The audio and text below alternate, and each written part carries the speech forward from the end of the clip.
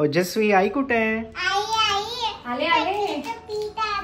अरे वा मस्त चकलीचं पीठ आणलेलं आहे. चला तर मग बघूयात या केपराच्या चकलीच्या भाजणीच्या पिठाच्या चकल्या कशा होतात ते.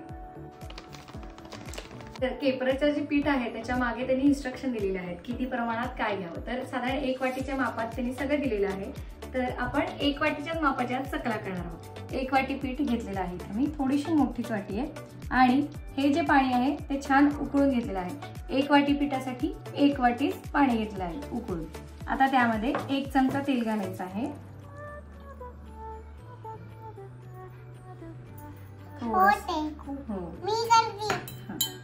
थोडस तेल असं मिक्स करते आणि त्यानंतर त्यामध्ये हे पीठ घालायचं. पीठ पण मी थोडस मिक्स करून घेणार आहे.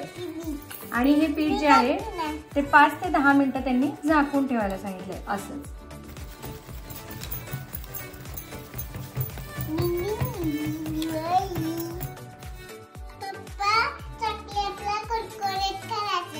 हा जो साचा आहे ना त्याला मी थोडं थोडं तेल लावून घेते. अगदी जेवढं शक्य आहे तेवढं आतपर्यंत मी तेल लावून घेते जेणेकरून पीठ थोडं चिकटणार नाही.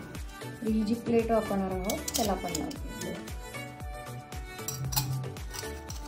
आता हे जे पीठ आहे ते आपण ताटात घेऊन थोडस मळून घेऊया.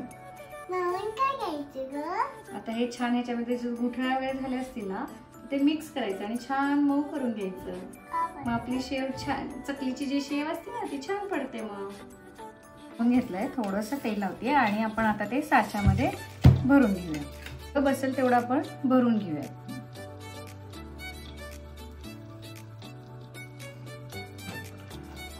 साचा व्यवस्थित बंद करून घ्यायचंय.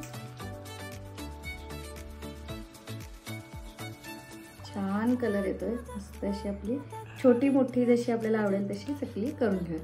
फार चिटकून पण करायचं नाहीये, थोडासा मध्ये मध्ये गॅप करायचा आहे जेणेकरून छान आतनं पण तळल्या जातील. अगदी सोप्या पद्धतीने होतात पटकन.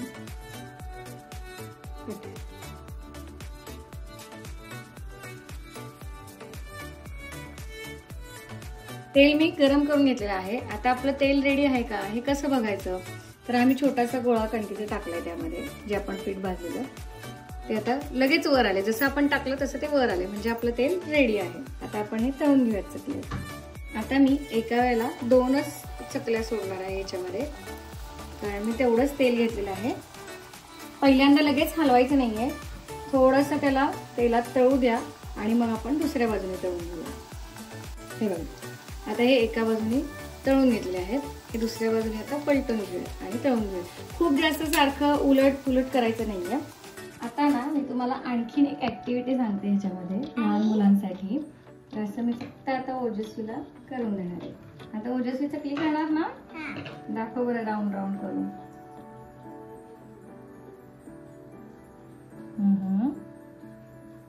अरे वा छान. अजून एक करायची आता बरं का. स्लीपिंग लाईन पासूनच गोल गोल.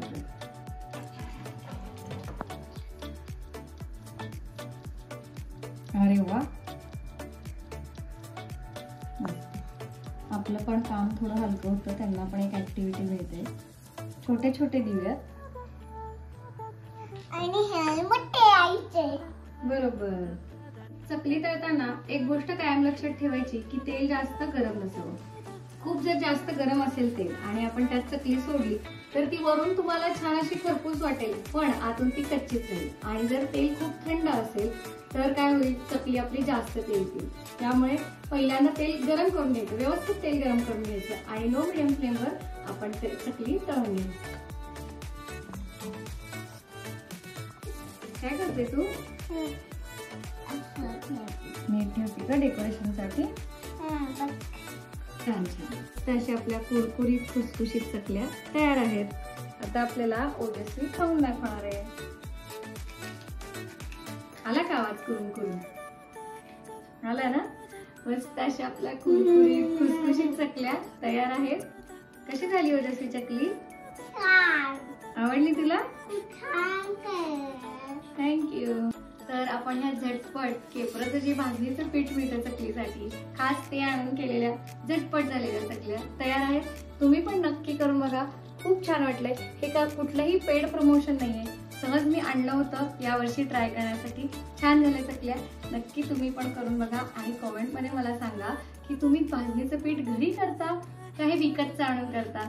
तुम्हाला ही झटपट होणारी चकलीची आयडिया आवडली का? आवडली असेल आणि तुम्ही अजून पण चॅनलला सबस्क्राईब केलं नसेल तर युट्यूबवर नक्की सबस्क्राईब करा आणि इंस्टाग्रामवर फॉलो करायला विसरू नका. धन्यवाद.